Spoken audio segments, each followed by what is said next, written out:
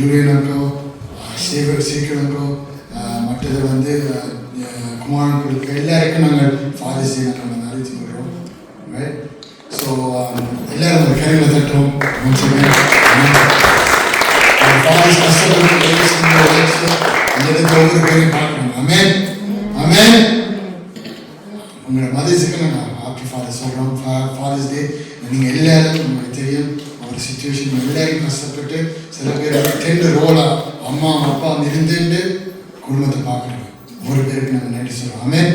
எத்தனை பேர் ரெடியாக இருக்கிறீங்க மெசேஜ் கேட்குறது? அமேன். ஒரு எல்லாரும் கரைகளை தட்டி இந்த இடத்துல நாங்கள் பாசம் பார்க்கணும்.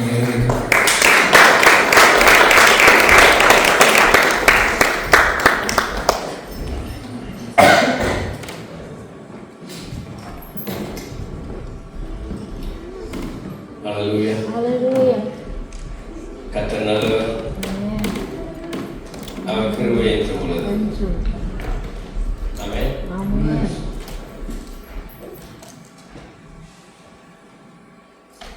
எல்லாரும் ஃபாதர்ஸ் டே கொண்டாடினால் எங்களுடைய ஃபாதர் அவர் மாறாதவர். அவர் உண்மை உள்ளவர். அவர் எப்போதுமே உண்மை உள்ளவராக இருக்கிறார். நாங்கள் எல்லாருமே கர்த்தருடைய வார்த்தையை திருப்பிக் கொள்வோம். எபேசியருக்கு எழுதிய நிருபம் 3வது அதிகாரம் 13வது வசனத்திலிருந்து 15வது வசனம் வரைக்கும். Ephesians chapter 3 verse 14 to 15.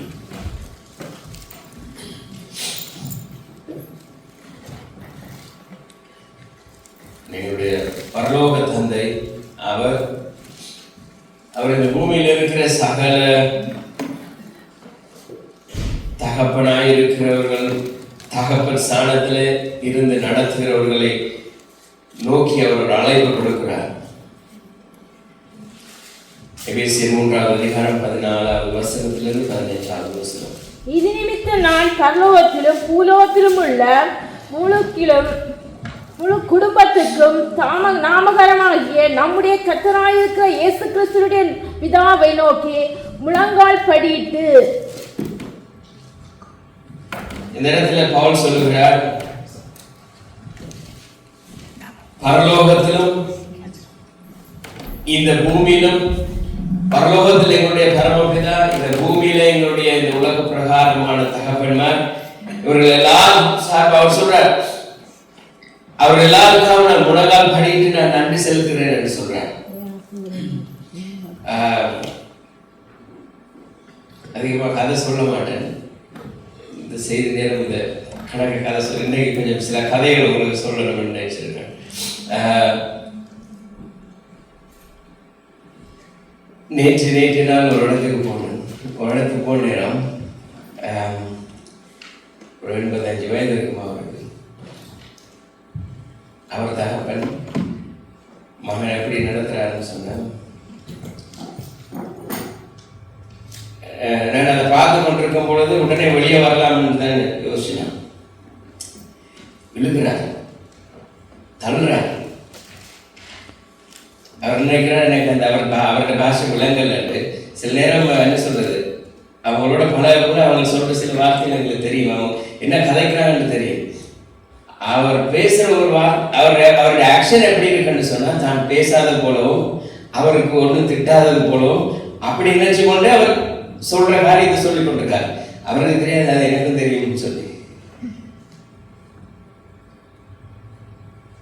நான் யோசிச்சேன், இவ்வளவு காலம் வளர்த்து, இவ்வளவு காலம் பார்த்து, இவ்வளவு காலம் நடத்தியாச்சு. இதுக்கு பிறகு அவரை நாங்க பார்க்க வேண்டிய நேரத்துல அவர் என்ன செய்கிறார், அதுக்கு எதிர்மாறா இருக்கிறார். இப்ப எங்களுடைய தகப்பன்மாரும் எங்களை சாப்பாடு கேட்கிற நேரம் இந்த சாப்பாடு ஒவ்வொரு தரம் ஒவ்வொரு காரியத்தை இப்படி செஞ்சு கொண்டு அப்படி இருந்திருக்கும். அப்ப ஏன் இப்படி எல்லாம் செய்கிறான்னு சொன்னால் அந்த அன்பு இல்லாதவர்கள். பிதாவனுடைய இதுதான் எங்களுடைய பரம பிதாவுக்கும் எங்களுக்கும் உள்ள வித்தியாசம். நாங்கள் எப்படியும் அவரை இப்படித்தான் இன்றைக்கு அநேகர் என்ன செய்கிறார்கள் தெரியுமா, தேவனையும் இப்படிதான் ட்ரீட் பண்ணி கொண்டிருக்கிறார்கள். ஏனோ தானோ சொல்லிக்கொண்டு என்ன சொன்னால், கர்த்தர் எங்களுக்கு தகப்பனா இருக்கிறார், அவர் எல்லாவற்றையும் தருகிறார், எல்லா வித நேரத்திலும் எங்களோடு கூட இருந்து நடத்துகிறார், ஆறுதல் படுத்துகிறார். ஆனால் அவரையும் நாங்கள் இப்படிதான் ட்ரீட் பண்றோம். சில நேரத்தில் கொஞ்ச நேரம் இருக்கு, நாங்க இந்த வேலையை முடிச்சுட்டு வரோம், அவரை வெயிட் பண்ண வைக்கிறோம், அவரை அப்படியே ஒதுக்கி விடுறோம். இந்த உலகம் என்ன செய்யுதுன்னு சொன்னா தேவனுடைய அன்புல இருந்து அப்படியே மாறுது. ஆண்டவர் இந்த பூமியில மனுஷனை உருவாக்கினதே அவர் தம்மை போல ஒருத்தனை உண்டாக்கணும்னு சொல்லி. இன்னைக்கு சொல்லுவாங்க உலகத்தில் தகப்பட போலதான் நாங்கெல்லாம் அவர் தகப்பட போல இருக்கிறோம். முதலாவது இன்னைக்கு உலகத்துல சொல்றாங்க தகப்பட போல இருக்கிறோம்னு சொல்லி. இன்றைக்கு கர்த்தருடைய பிள்ளைகள், ஆண்டவர் சொல்றார் நான் பரமபிதா, அவர் பரமபிதா, நாங்கள் எல்லாம் அவருக்கு பிள்ளைகள். அவர் மனுஷனை உருவாக்கும் பொழுது தம்முடைய சாயலாகவும் தம்முடைய ரூபத்தின்படி, உலகத்தில் உள்ள தகப்பட போல பிள்ளை இல்லாட்டியும் குணாதிசயம் இருக்கும். ஆனா இங்க இவர் சொல்றார் தமது ரூபத்தின்படியையும் தன்னுடைய சாயலின்படியும் ரெண்டு விதமா உருவாக்குறார். ரூபம்னா என்ன? அவருடைய குணாதிசயம் என்னவோ, அவர் எப்படி இருக்கிறாரோ அதுதான். அவருடைய சாயல் சொல்லும் பொழுது அவருடைய அந்த இன்னர் கேரக்டர். அப்ப இது எங்களுக்குள்ள இருக்குதா? யாராவது எங்களை பார்த்து நீ ஒரு பரம தகப்பனை போலதான் இருக்கிறன்னு சொல்லியிருக்காங்க. உலகத்தில் உள்ள தகப்பனை பார்த்து சொல்லுவாங்க அப்பாவை போலதான் இந்த பிள்ளை இருக்குன்னு சொல்லி. யாராவது எங்களை பார்த்து அவரை போல இருக்குன்னு சொல்லியிருக்காங்க? இல்ல, யாரையுமே சொல்ல. காரணம் என்னன்னு சொன்னா அவருடைய அந்த அந்த கேரக்டரை பிரதிபலிக்கிறதுக்கு இந்த பூமியில மனுஷன் மாறிட்டான், தவறிட்டான். ஆகவேதான் இந்த வசனத்துல பவுல் சொல்றார் இவர் எல்லாருக்காக முழங்கால் படிட்டு ஜெபிக்கிறார். நாங்க நேசிக்காட்டியும் பரவாயில்ல, கவனிக்காட்டியும் பரவாயில்ல, அவர்களுக்காக ஜெபிக்கணும். அது எங்களுடைய கடமை. இயேசு கிறிஸ்து ஜெபிக்கிறதுக்கு சொல்லிக் கொடுக்கும் பொழுது எப்படி தொடங்குறார்? பரலோகத்தில் இருக்கிற எங்கள் பிதாவே.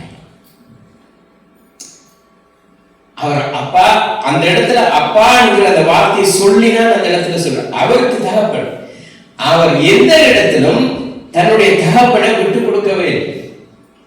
அவர் இந்த பூமியில வாழ்ந்த காலத்துல தகப்பனை அவர் எந்த இடத்திலும் மகிமைப்படுத்த மறக்கவும் இல்லை, அவர் விட்டு கொடுக்கவும் இல்லை, அவருக்குரிய இடத்தை அவர் கொடுக்க மறந்ததும் இல்லை. அவர் எல்லா சந்தர்ப்பத்திலும் என்ன திரும்ப சொல்றார்? பிதாவின் சித்தம் செய்வதே என்னுடைய. பிதா எதை சொல்கிறாரோ அதை தான் செய்ய வந்திருக்கிறேன்.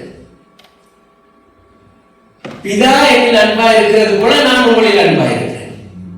அவர் முதலாவது அங்கதான் சொல்றார், தகப்பன் தகப்பன் என்னுடைய தகப்பனை போல.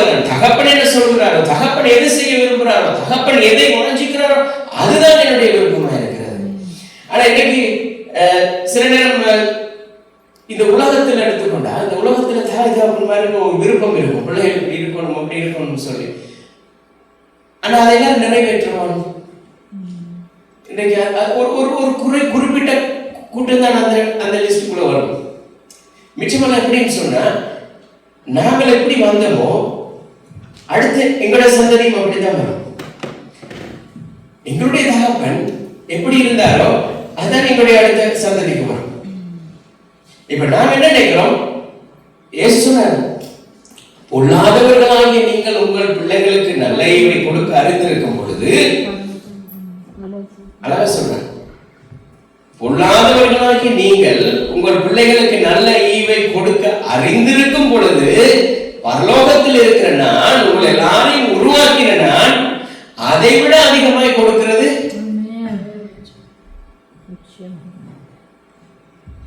அதான் அவருடைய உள்ளம். மல்கியா 4வது அதிகாரம் 6வது வசனம். Malachi chapter 4 verse 6. மல்கியா 4வது அதிகாரம் 6வது வசனம். He will turn the hearts of the fathers to their children. நான் வந்து பூமியை சங்காரத்தால் அடிக்காதபடிக்கு அவன் பிதாக்களுடைய இருதயத்தை பிள்ளைகளிடத்துக்கும் பிள்ளைகளுடைய இருதயத்தை அவர்கள் பிதாக்களிடத்துக்கும் திருப்புவான். அவர் செய்கிறார், பிதாக்களுடைய இருதயத்தை பிள்ளைகளிடத்துக்கும் பிள்ளைகளுடைய இருதயத்தை பிதாக்களிடத்துக்கும். எப்படின்னு சொன்னா, பிள்ளைகள் வந்து தகப்பனை போல அப்படியே பிரதிபலிக்கிறாங்க. தகப்பன் என்ன செய்கிறார்? பிள்ளைகளுடைய மனம் அறிந்து அவர் செயல்படுகிறார். இப்ப எங்களுடைய தேவன் அப்படித்தான் இருக்கிறார். எப்படி எங்களுக்கு நீதிமான் விரும்புகிற காரியம் அவனுக்கு கொடுக்கப்படும். எப்படி கொடுக்கப்படும்? அவருக்கு தெரியும் என்னுடைய பிள்ளை நாங்க கேட்கிறது. அதனாலதான் பவுல் சொல்றார், நாங்கள் வேண்டிக் கொடுக்கிறதுக்கும் அதிகமாகவே செய்கிறேன். அவருக்கு தெரியும் எங்களுக்கு விருப்பம். எல்லா பிள்ளையும் நேரடியா போய் அப்பாட்ட போய் தன்னுடைய மனசுல இருக்கிறத முழுவதுமா கேட்டுமா? சுத்தி வளைச்சு ஒரு பொருளை கேட்கும், சுத்தி வளைச்சு வரும். அதுக்கு அந்த ஒன்றை கேட்டுதான் கொஞ்சம் கொஞ்சமா அடுத்த ஸ்டெப்புக்கு போறது. நாங்களும் அப்படித்தான் பரமபிதாட்ட போயிட்டு இதே ஸ்டைல தான் கேட்கறது. இன்றைக்கு அநேக செவங்கள் கேட்கப்படாத காரணம் இதுதான். எப்படின்னு அங்க போய் அப்பா இது இந்த காரியத்துக்காக ஜெபிக்கிறது. எந்த காரியம்னு சொல்ல முடியாது, டக்குன்னு சொல்ல இல்லாதானே. ஏன்னா அப்பாவை போல நினைச்சா தானே சொல்ல முடியும். அப்பாவை ஆண்டவரா நினைச்சா சொல்ல முடியாது. சொல்லு, அப்பாவை ஆண்டவரா நினைச்சா சொல்ல முடியாது. ஆண்டவர் யார்? எஜமான். அவர் எஜமானன்னா நாங்க யாரு? வேலைக்காரன். வேலைக்காரன் போய் எஜமான தைரியமா சொல்ல முடியுமா? ஆனா பிள்ளைக்கு ஒரு தகப்பனிடத்துல போய் தைரியமா கேட்க முடியும். ஏனென்றா அவனுக்கு தெரியும் இது என்னுடைய அப்பா. தன்னுடைய தகப்பனிடத்துல கேட்கறது போல வெளியில உள்ள ஒருத்தட்ட போய் கேட்க முடியுமா? கேட்க முடியாது. ஏன்னு சொன்னா அங்க ஒரு தயக்கம் உண்டாகும். ஏன் இவர் செய்வாரோ, தருவாரோ, கிடைக்குமோ என்ன சொல்லுவாரோ. ஆனா தகப்பனிடத்துல போய் அவனுக்கு தெரியும். சில நேரம் தகப்பன் மாட்டேன்னு சொல்லுவார், ஆனாலும் தகப்பன் அவனுக்கு தெரியும். வெளியே போய் உள்ள வார நேரம் அவர் மாறிடுவார். அப்படி மாறலன்னு சொன்னா இன்றைக்கு நாங்க இந்த பூமியில யாருமே நிற்க முடியாது. ஏன்னு சொன்னா எங்களுடைய தேவன் எல்லாம் இப்ப நான் செய்கிற காரியங்களுக்கு எந்த ஒரு தப்புதங்களா இருந்தாலும் அவர் மன்னிக்கிறபடினால்தான் அவர் தயவு காட்டிக் கொண்டே இருக்கிறார். உலகத்துல சொல்றது மன்னிப்போம் மறப்போம். அவர் எத்தனை தரம் தான் மறக்கிறார், எத்தனை தரம் தான் மன்னிக்கிறார். காரணம் என்ன? அவர் எங்கள் மேல் வைத்த அன்பு. அதனாலதான் அவர் என்ன செஞ்சிருக்கிறார்? எங்களை அவருடைய சாயல், அவர் எப்படி இருக்கிறாரோ அப்படியே அவர் அன்பாகவே இருக்கிறார், இரக்கம் உள்ளவராய் இருக்கிறார், மனதுருக்கம் உடையவராய் இருக்கிறார், நீடிய சாந்தம் உள்ளவராய். அவரை போலவே நாங்களும் இப்ப இன்றைக்கு அனைவருக்கு பார்த்தீங்கன்னு சொன்ன தாராளமா உதவி செய்கிற மனம் இருக்கு. தாராளமா உதவி செய்கிற மனம். இது எங்க இருந்து வருது? அவர் தாராள மனம் கொண்டு, அவர் யாரும் வரணும் இல்லை, எல்லாருக்கும் உதவி செய்வார். அதான் அது அவரை பிரதிபலிக்கிறது. ஆனால் இந்த அன்பு எப்ப உருவானது தெரியுமா?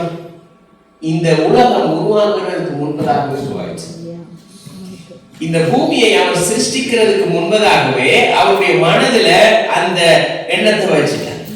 அவர் சொல்றார், நான் என்னுடைய சொந்த ஞானத்தினால் அல்ல, நாம் பிதா குமாரன் பரிசுத்தாவி 3 பேரும் ஒரு டிஸ்கஷன்.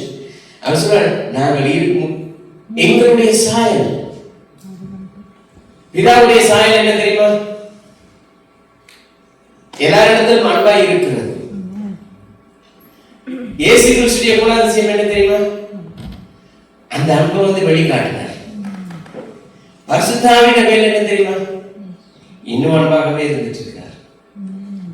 3 பேரும் ஒரே குணாதிசயம். இந்த எண்ணத்து 3 பேரும் ஒரே. அந்த ஒரே கேரக்டர் எப்படி செயல்படுது? அவர் அன்பாகவே இருக்கிறார், இவர் வந்து வெளியே அன்பை காட்டிட்டார். இப்ப உள்ள இருக்கிறவர் என்ன தெரியுமா செய்றார்? அந்த அன்பு ஒவ்வொரு நாளும் எங்களுக்கு, நாங்கள் சில நேரம் அதை மறந்துடுவோம். ஏசாயா 64வது அதிகாரம் 8வது வசனத்தில் சொல்றார், கர்த்தாவே நீர் எங்கள் பிதா, நாங்கள் களிமண், நீர் எங்கள் குயவன், நாங்கள் எல்லாரும் உங்களுடைய கரத்தின் கிரியைகளாய் இருக்கிறோம். நாங்கள் உங்களுடைய கைகள்ல உங்களுடைய கிரியைகள். நான் தகப்பனை போல உருவாக்கப்பட்டு என்னுடைய பிதாவினுடைய செய்திகளை அறிவிக்கும்படியாக என்னுடைய பிதாவை போல நானும் உருவாக்கப்பட்டிருக்கிறேன். உமது கரத்தின் கிரியைகள், நீர் எப்படி இருக்க வேண்டும் என்று விரும்புகிறீரோ அப்படி இருக்கும்படி நீர் என்னை நடத்தும் சொல்றார். அதனால இஸ்ரவேல் ஜனங்களுக்கு சொல்றார், இந்த வார்த்தைகள் உன் பிள்ளைகளுக்கு ஊக்கமாய் போதிக்க வேண்டும். உபாகமம் 6வது அதிகாரம் 6வது வசனத்திலிருந்து 7வது வசனம். Deuteronomy chapter 6 verse 6 to 7. இன்னைக்கு நாங்க பிள்ளைகளுக்கு என்ன செய்யறோம்? கல்வி அறிவு கொடுக்கிறோம், சொத்துக்களை சேர்க்கிறோம், சாப்பாடு கொடுக்கிறோம், தேவையானதெல்லாம் வாங்கி கொடுக்கிறோம். ஆனால் ஆவிக்குரிய காரியத்துல அந்த பிள்ளைகள் வளர்ந்து கொண்டு வருகிறாங்க. அதான் முக்கியம். இன்றைக்கு நான் நேற்று ஒரு தடவை கதைக்கு கூட சொன்னேன். இன்றைக்கு பிள்ளைகளை நல்லா வளர்க்குறாங்க. எப்படி வளர்க்குறாங்க?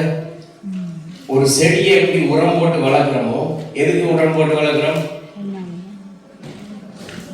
எவ்வளவு உரம் போடுறோமோ அவ்வளவு தூரத்துக்கு செடி புஷ்டியா வரும். இன்றைக்கு பிள்ளைகளை எப்படி தெரியுமா வளர்க்குறாங்க? அந்த உரம் போடுறது போல கேட்கிற சாப்பாடெல்லாம் வேண்டி கொடுத்து புஷ்டியா வளர்க்குறாங்க. ஆனா அடுத்த பக்கத்துல பிள்ளை வளருது இல்லை. அந்த ஆவிக்குரிய பக்கம் பிள்ளைக்கு இல்லை. அது என்ன செய்யுது? ஒரு குறிப்பிட்ட காலம் அப்படியே வளர்ந்து கொண்டு இருக்குது. வளர்ந்ததுக்கு பிறகு அதுக்கு பிறகு எனக்கு எல்லாம் தெரியும், தன்னுடைய வழியில ஓடுது. நான் சொன்னேன், ஒரு குடும்பம் சொத்து சேர்த்தாங்க, பிள்ளைகள் நல்லா சொத்து சேர்த்து வச்சிருக்காங்க. இருக்கிறது 3 பிள்ளைகள், 6 வீடு. யாருக்கு இதெல்லாம்? நீங்க பூமியில என்ன செய்யணும்? பொக்கிஷங்களை சேர்க்காதீங்க. ஏன்னா பூச்சியும் திரும்பவும் பிடிச்சிடும். ஆனா இவ்வளவு காரியம் இருந்தும் அந்த பிள்ளைகளுக்கு என்ன தேவைன்றதை அவங்க மறந்துட்டாங்க. என்ன நடந்தது தெரியுமா? ஒரு பிள்ளை திருமணம் முடிச்சது, தன்னுடைய இஷ்டப்படி ஒருவரை லவ் பண்ணி திருமணம் முடிச்சது. வந்தவன் அன்புக்காக வரவும் இல்லை, திருமணம் என்ற ஒரு பந்தத்துக்காக வரல. அவன் வந்த நோக்கமே சொத்துக்காக.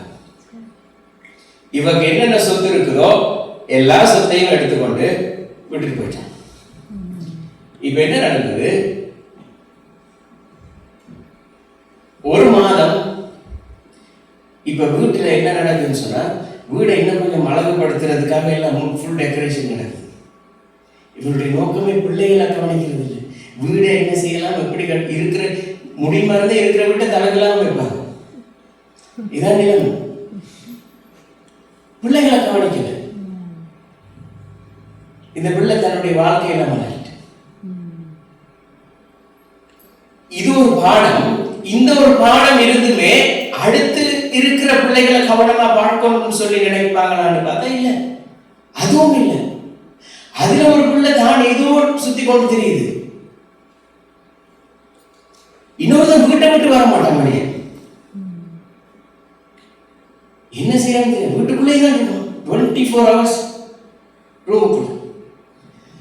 அப்ப இவர்களுக்கு என்ன நடக்குது? தேவனுடைய அந்த அன்பு இல்ல, தேவனுடைய அறிவு, தேவ ஞானம் இல்லாததுனால பிள்ளைகளை எப்படி நடத்தணும்னு சொல்லி தெரியல. மனோவான்கிற ஒரு தேவனுடைய மனுஷன் அவன் சொல்றான், ஆண்டவரே நீர் எனக்கு குழந்தை. இதை எப்ப ஜெபிக்கிறான் தெரியுமா? பிள்ளைகள் பிறக்கிறதுக்கு முன்பதாக. பிள்ளைகள் பிறக்கிறதுக்கு முன்பதாக ஜெபிக்கிறான். ஆண்டவரே நீர் எங்களுக்கு குழந்தையை கொடுத்தா அந்த பிள்ளையை எப்படி நடத்தணும் சொல்லி எனக்கு சொல்லுங்க. எப்படி வளர்க்கணும்? வளர்க்கறதுக்கு எனக்கு சொத்து இருக்குது, காசு இருக்குது, சாப்பாடு கொடுக்கலாம். ஆனா அந்த பிள்ளையை நடத்துறதுக்கு எனக்கு உங்களுடைய ஞானத்தை தாங்க. அவன் கேட்டபடி தேவன் ஞானத்தை கொடுத்தார். பிள்ளையை நடத்தினான். பிள்ளை வழி தவறி போயிட்டு பிள்ளை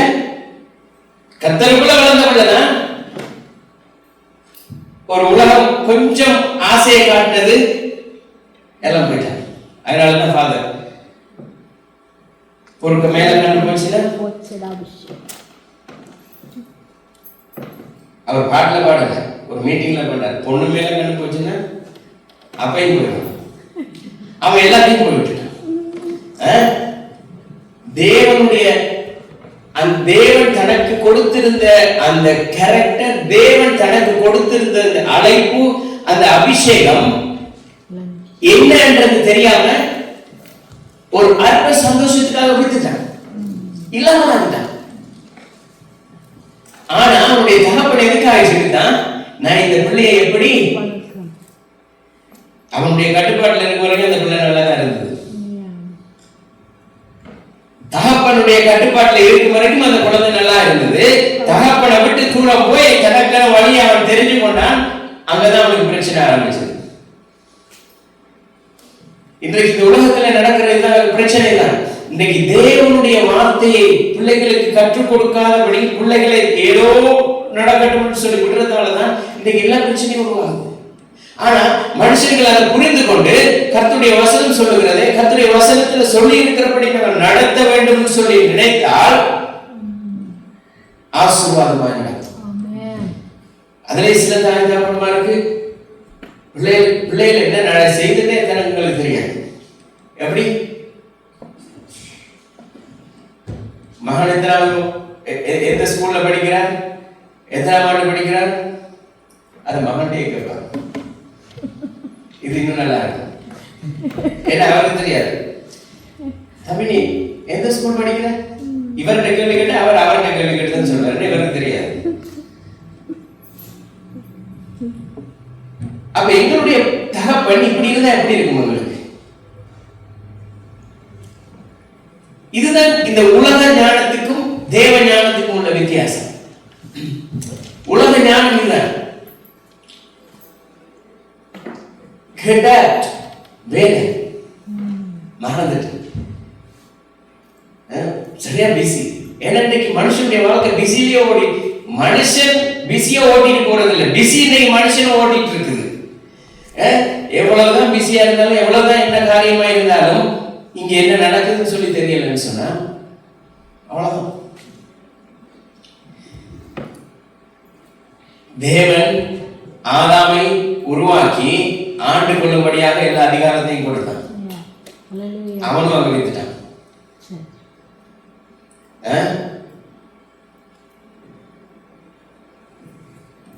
அதுக்கு பிறகு இயேசு கிறிஸ்து அவருடைய ரத்தத்தை சிந்தி மறுபடியும் மீட்டெடுத்து அதிகாரத்தை கையில கொடுத்தா திரும்பவும் அதை வித்துக் கொண்டிருக்கிறோம்.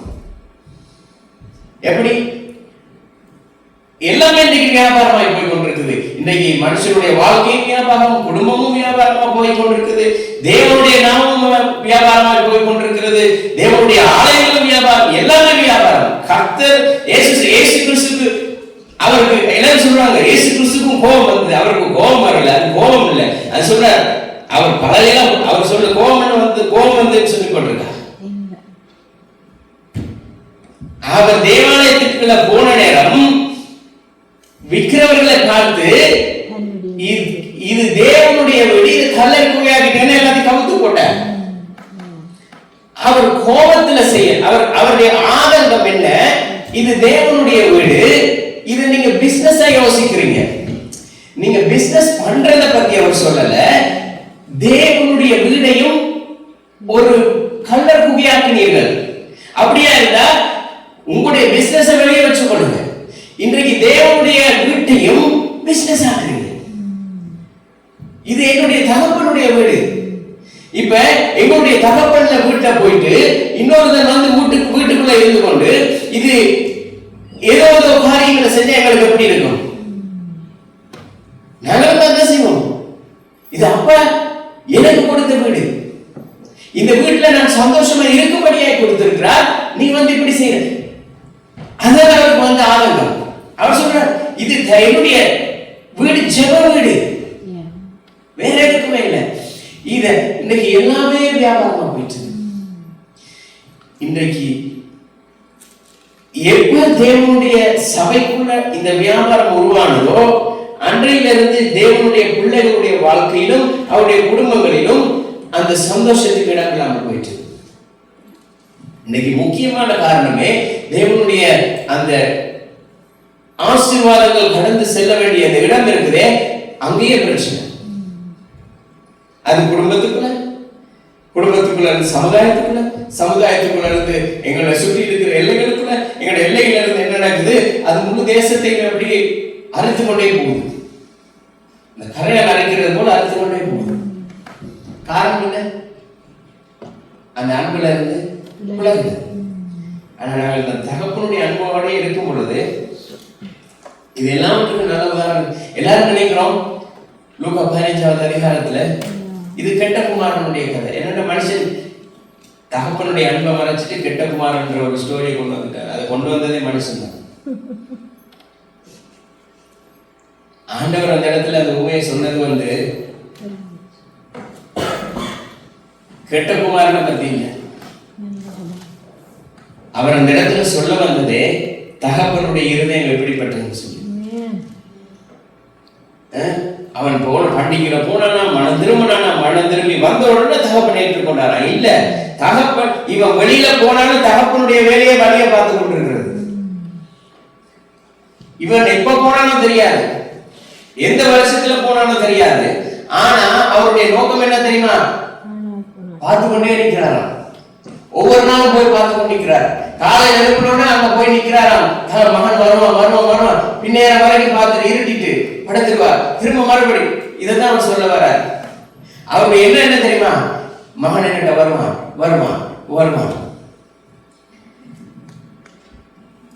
இயேசு கிறிஸ்து 3 உவமைகளை சொன்னார்.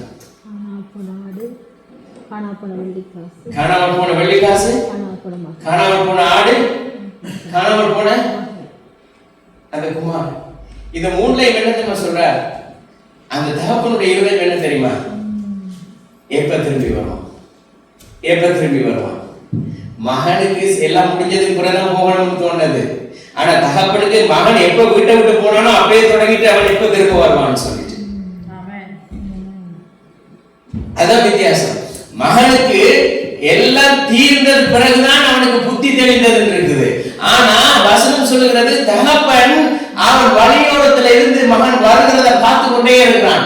அப்ப அந்த வசனத்துல அவர் தெளிவா சொல்றார், அவன் தூரத்துல வரும் பொழுதே அவர் இவன் தகப்பனை கண்டு ஓடி வரல, தகப்பன் இவனை கண்டு ஓடி போறார். அப்படிதான் சொல்றார். மகன் தூரத்தில் வரத கண்டு தகப்பன் என்ன செய்கிறாராம்? ஓடி அவன் கழுத்தை கட்டி பிடித்து. இதுதான் தகப்பன். இன்றைக்கு தாய் தகப்பனை கர்த்தர் கொடுத்திருக்கிற பிள்ளைகள் எதுவுமே செய்யலாம். ஆனா அவர்களுக்கு கொடுத்திருக்கிறது இருதயம் எப்படின்னா வெயிட் பண்ணிட்டே இருப்பாங்க. பிள்ளைகள் எங்க போனாலும் சரி, கடைக்கு போனாலும் சரி, ஸ்கூல் போனாலும் சரி, எங்க இருக்கிறாங்க, எத்தனை மணிக்கு வருவாங்க, என்ன நடக்குது, கவனிச்சு கொண்டே இருக்கணும். ஏன்னா எங்களுடைய தகப்பன் நாங்கள் பார்த்து கொண்டே இருக்கிறார். நாங்க எங்க போறோம், வாரம், என்ன செய்கிறோம், யார் எங்களுக்கு எதிராக வர நாங்க நினைக்கிறோம் எங்களுக்கு எதிராக வாரோம்ல கண்ணால காண்டாதான் எங்களுக்கு தெரியுது எங்களுக்கு ஒரு எதிராளி இருக்கிறாங்க. ஆனா எங்களுக்கு ஒரு எதிராளி உருவாக்குற நேரமே கர்த்தர் அதை அறிந்து அதை தடை செஞ்சுருவாங்க. ஆனா சில நேரம் எதிராளி பக்கத்துல வருவாங்க. அதுக்கு காரணமும் நாங்க தான். ஏன்னா நாங்க போய் அவனோட சண்டை பிடிக்கிறது. ஆனா எங்களுக்கு தெரியாமலே எங்களுக்கு எதிரிகள் உருவாகிற பொழுது தகப்பன் அதை பார்த்து கொண்டுதான் இருக்கிறார். சுத்தி அவருடைய கண்கள் எல்லாம் இந்த பூமியில உலாவிக் கொண்டே இருக்கிறது, பார்த்து கொண்டே இருக்கிறார். என் பிள்ளை போயிருக்குது, என்ன பூமி இந்த பூமியில இருக்குது. என்ன பிள்ளை நான் ரத்தம் சிந்தி என்னுடைய ரூபத்தின்படி உருவாக்கின மனுஷன் இழந்து போனாலும் மறுபடியும் அந்த ரூபத்தை கொடுத்து அந்த ஜீவனை கொடுத்து வைத்திருக்கிறேன். அந்த பிள்ளை எங்க போகுது, என்ன நடக்குது, எப்படி வாழுதுன்றத அவர் பார்த்து கொண்டே இருக்கிறார், வெயிட் பண்ணி கொண்டிருக்கிறார். அவருடைய கண்கள் நோக்கமாகவே இருக்கிறது. அவருடைய கண்கள் நோக்கமா இல்லைன்னு சொன்னா எங்களால ஒண்ணுமே செய்ய முடியாது. உடனே போறார்.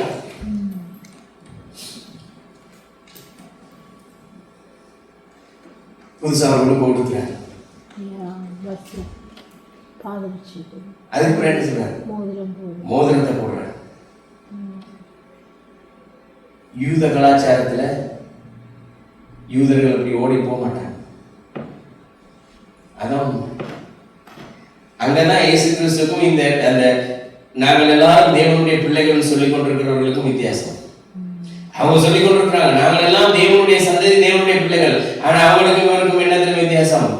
அவர்கள் ஓட மாட்டார்கள். ஆனா இவர் அப்படி இல்லை. இவர் மகன் அங்க வார நேரமே அவர் ஓடிடுவார். ஏன்னா அவருடைய இருதய முழுக்க அங்கதான் இருக்கு. சொத்து இருக்கிறது. மூத்தவன் வந்து கேட்கிறான், நான் இவ்வளவு காலம் உங்களோட இருக்கிறேனே, எனக்கு என்ன வச்சிருக்கிறீங்க? அவன் எல்லாத்தையும், இவனுடைய நோக்கம் முழுக்க சொத்து. அவனுடைய நோக்கம் சொத்து தான். ஆனா இவனுடைய நோக்கம் என்ன தெரியுமா? அவன் போனான், ஆனா திரும்பி வந்துட்டான். நீ என்னோடவே கூட இருக்கிற, என்னுடைய உனக்கு தான். எனக்கு இந்த சொத்து இல்ல, எனக்கு அவன் தான் முக்கியம். எனக்கு நீயும் அவனும் தான் முக்கியம். இது இருக்கிறத நீ ஆண்டு அனுபவித்துக் கொள், பிரச்சனை இல்லை. அவனுக்கு இனி நான் சம்பாதிச்சு கொடுத்துக் கொள்வேன். ஆனா எனக்கு அவன் முக்கியம், அவனுடைய வாழ்க்கை முக்கியம். அப்ப அதான் அவர் சொல்றார், எனக்கு இழந்து போனதை தேடவும் ரட்சிக்கவுமே மனுஷகுமாரன் வந்தாலே அன்றி வேற எதுக்குமே வரல. வேற எதுக்குமே வரல. இழந்து போன அந்த மகனை தேடி வந்தாரே ஒழிய வேற எதுக்காகவுமே வரல. மகன் தேவன் அவனை தேடி போகல, நாங்க அவரை தேடி போகல, அவர் எங்களை தேடி வந்தார். மகன் தகப்பன் எங்களை பார்த்து கொண்டிருக்காரு யோசிக்க மாட்டான். தகப்பன் தான் எப்பயுமே யோசிச்சு கொண்டே இருப்பான், பார்த்து கொண்டே இருப்பான். என்ன நடக்குது நினைக்கிறோம். தகப்பன் பக்கத்துல இல்லை தானே, அவர் எங்க இருந்தாலும் பார்த்து கொண்டுதான் இருப்பார். ஏன் தெரியுமா? தகப்பனால பார்க்க முடியாத நேரத்துல பார்க்கிற ஒருத்தர் மேல இருக்கிறார். தகப்பனுடைய பொறுப்பை சேர்த்து அவர் எடுத்துக்கொண்டு பார்த்துட்டு இருப்பார். அவர் சொல்றார், I am watching you. I am watching you சொல்றார். இது ஒரு 2 மணி நேர செய்தி. அவர் என்ன எடுக்கப்படுது? கடைசி முறைக்கு நேராக 2 விதமான தகப்பன்மார் வேதத்தில் இருந்தாங்க. தேவனுடைய சத்தத்தை கேட்டு நடக்கிறவர்கள். ஆபிரகாம் தேவன் அழைச்சது என்னது தெரியுமா? சொல்றபடி கேட்பான். யோபுட வாழ்க்கை எப்படி தெரியுமா? தன்னுடைய பிள்ளைகளுக்காக எப்போதுமே அமைச்சிருப்பான். அவருடைய நோக்கம் தன்னுடைய பிள்ளைகள் அவர்கள் தவறி இருந்தாலும் அவருடைய இலக்கத்தின்படி, அவருடைய பிறந்த நாளின்படி ஜெபிப்பான்னு சொல்லி வசனம் சொல்லுது. ஏன் சொல்லுமா? பேர் மறந்தாலும் டேட் மறக்காது, பிறந்த டேட் மறக்க. அது ஏன் சொல்லப்படுது அந்த வசனம்? அதனுடைய அர்த்தத்தை நல்லா புரிஞ்சா தெரியும். அந்த தகப்பனுக்கு தெரியும் இந்த பிள்ளை எத்தனாம் தேதி எத்தனை மணிக்கு எங்க பிறந்தது. நான் ஏற்கனவே சொன்னது போலதான், இன்றைக்கு அநேக தாய் தகப்பன்மாருக்கு பிள்ளைக்கு எத்தனை வயசுன்னு தெரியாது, எங்க படிக்கணும்னு தெரியாது. ஆனா இவனுடைய குணாதிசயம் தெரியுமா? அந்த பிள்ளைகளுடைய இலக்கத்தின்படியே அவர்களுக்காக ஜெபிப்பான். ஆபிரகாம் தான் சொன்னதெல்லாம் கேட்பான். அதுக்கு ஆப்போசிட்டா ஏலி என்கிற மனுஷன் தன்னுடைய பிள்ளைகளை வளர்த்தான், ஆனா நடத்த மறந்துட்டான். அந்த லிஸ்ட்ல தாவீதும் வருவார். எல்லாரையும் வளர்த்து விட்டார்.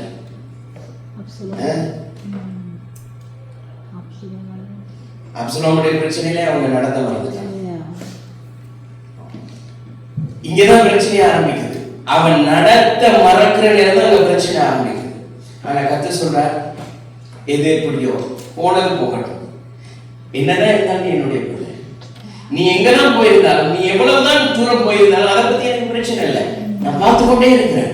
என்னுடைய கண்கள் உண்மையான நோக்கமாய் இருக்கிறது. அவர் சொல்றார்,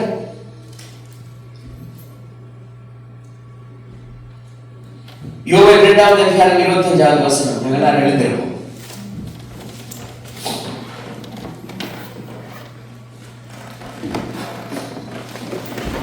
அவர் ரீஸ்டோர் பண்ணுகிறார்.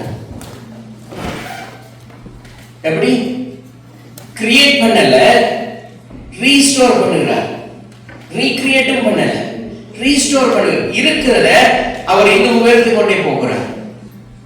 வாசிங்க பார்ப்போம். 2வது அதிகாரம் 25வது வசனம்.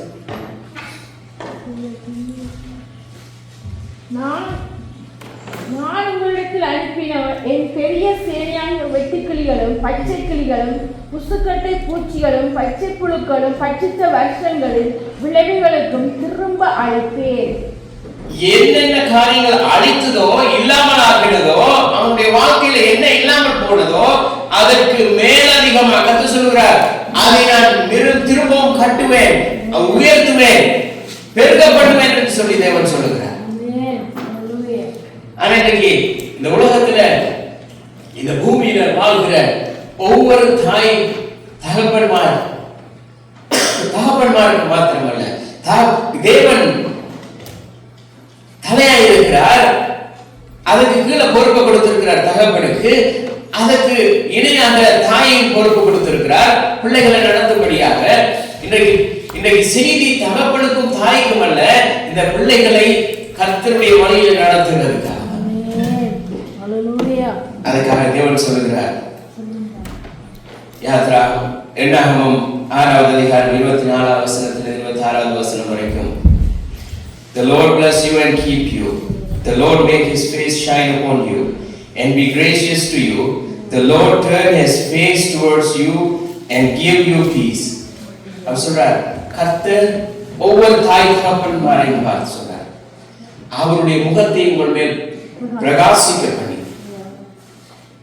அவருடைய முகம் எங்கள் மேல் பிரகாசிக்கப்படுகிற பொழுது அந்த ஒளி எப்படி சூரியனிலிருந்து ஒளி சந்திரனுக்கு போய் திரும்ப ஒளி கொடுக்குதோ, எங்களுடைய முகத்தில் எங்கள் மேல் அவருடைய ஒளியை அவர் பிரகாசிக்கப்படுகிற பொழுது நாங்கள் பிரகாசமாயிருப்போம். அந்த வெளிச்சத்திலே எங்களுடைய பிள்ளைகள் நடக்கும். இதுதான் ஒரு சிறந்த குடும்பம். தாய் தகப்பனுடைய பொறுப்பு தான் அந்த பிள்ளைகளை தேவனுடைய வழியிலே வார்த்தையிலே நடத்துகிறது. நல்லா இருக்குங்க, முடிச்சிருக்கும். கர்த்தாவே, இந்த நாளில் உங்களுக்கு நன்றி செலுத்துகிறோம். இந்த நாளில் எங்களை உருவாக்கி வளைந்து இந்த பூமியில வைத்திருக்கிறேன் உம்முடைய சாயலாக நிற்கும்படியாக. கர்த்தாவே, நீர் எங்களுக்கு என்ன மாதிரியை கற்பிக்கிறோம் அந்த மாதிரியை எங்களுடைய பிள்ளைகளுக்கும் வரப்போகிற சந்ததிக்கும் கற்றுக் கொடுத்து கர்த்தாவே இந்த பிள்ளைகளை சரியான வழியிலே நடத்த நிற்கிறவே செய்கிறாங்க. கர்த்தாவே, இந்த பூமியிலே வாழ்கிற ஒவ்வொரு தகப்பன்மார் தாய்மாருக்காக ஜெபிக்கிறோம். கர்த்தாவே, அவர்களுக்கு கொடுத்ததான அந்த பொறுப்பை அவர்கள் சரிவர செய்யவும், கர்த்தாவே பிள்ளையாண்டனை நடத்த வேண்டிய வழியிலே நடத்து, அப்பொழுது அவன் முதிர் வயதில் விடாதிருப்பான் என்ற உடைய வசனத்தின்படி கர்த்தாவே அவர்கள் அதை கை கொண்டு அந்த வார்த்தையின்படி இந்த பிள்ளைகளை வரப்போகிற வருஷங்கள்ல சந்தோஷத்தையும் சமாதானத்தையும் காணும்படியாக நடத்த கிருபை செய்வீராக. கர்த்தாவே, உலகத்திலே எவ்வளவு பிரச்சனைகள், சோதனைகள், கண்ணிகள், கர்த்தாவே பொல்லாங்குகள் ஏற்பட்டாலுமே கூட உம்முடைய கண்கள் பூமி எங்கும் நோக்கமாய் இருக்கிறது. உம்மை நோக்கி கூப்பிடுகிற யாவருக்கும் நீர் பதிலளிக்கிற தெய்வமாய் இருக்கிறப்பா. கர்த்தாவே, உம்மை நோக்கி கூப்பிடுகிற ஒவ்வொரு தாய் தகப்பனுடைய கூக்குரல்களை, கண்ணீர் ஜெபங்களை நீர் அறிந்திருக்கிறீங்க. அவருடைய ஜெபங்களை கேட்டு கர்த்தாவே அந்த பிள்ளைகளுடைய வாழ்க்கையில் நீர் மாற்றத்தை உண்டு பண்ணுகிறதுக்காக உங்களுக்கு நன்றி செலுத்துகிறோம். கர்த்தாவே, இந்த நாளை எங்களுக்கு தந்ததுக்காக நன்றி. எல்லாவற்றுக்கும் மேலாக எங்களுடைய பரம தகப்பன் நீங்க எங்களோடு கூட இருந்து ஒவ்வொரு நாளும் எங்களை நடத்துகிறதுக்காக உங்களுக்கு நன்றி செலுத்துகிறோம். எங்களை நீங்கள் நடத்துகிறது மாத்திரமல்ல, எங்களுடைய தேவைகளை சந்திக்கிறது மாத்திரமல்ல, எங்களுடைய குறைகளை நிறைவாக்குறது மாத்திரமல்ல, எங்கள் மேல் கண்ணோக்கமாய் இருந்து நீர் எங்களை நடத்த வேண்டிய வழியிலே நடத்துகிற தெய்வமாய் இருக்கிறதுக்காக நன்றி. கர்த்தாவே, இந்த கால நேரத்தில் என்னுடைய சமூகத்தில் வந்துச்சு நீங்கள் தொடர்ந்து நடத்துங்க. ஒவ்வொரு தகப்பன்மாரையும் இயேசு கிறிஸ்துவின் நாமத்தினாலே ஆசீர்வதிக்கிறோம் அப்பா. இயேசு கிறிஸ்துவின் நாமத்தினாலே ஒவ்வொருவருக்கும் உம்முடைய சமாதானத்தை கட்டளையிடுகிறோம் அப்பா. கர்த்தாவே, ஒவ்வொரு குடும்பங்களையும் உம்முடைய கிருபை உள்ள கரம் மூடிக்கொள்வதாக. ஒவ்வொரு குடும்பங்களிலும் உம்முடைய சமாதானம், சந்தோஷத்தை, மகிழ்ச்சியை நீர் கேட்கப்படும்படியாக இயேசுவின் நாமத்தில் ஜெபிக்கிறோம் நல்ல பிதாவே. ஆமென். எல்லாரும் சொல்லுவோம், என் ஆத்துமாவே கர்த்தரை ஸ்தோத்திரி, என் முழு உள்ளமே நாமத்தை ஸ்தோத்திரி, என் ஆத்துமாவே கர்த்தரை ஸ்தோத்திரி, அவர் செய்த நம்முடைய கர்த்தராகிய இயேசு கிறிஸ்துவின் கிருபை, தேவனுடைய அன்பும் பரிசுத்த ஆவியானவருடைய அந்யோன்ய ஐக்கியமும் எங்கள் அனைவரோடும்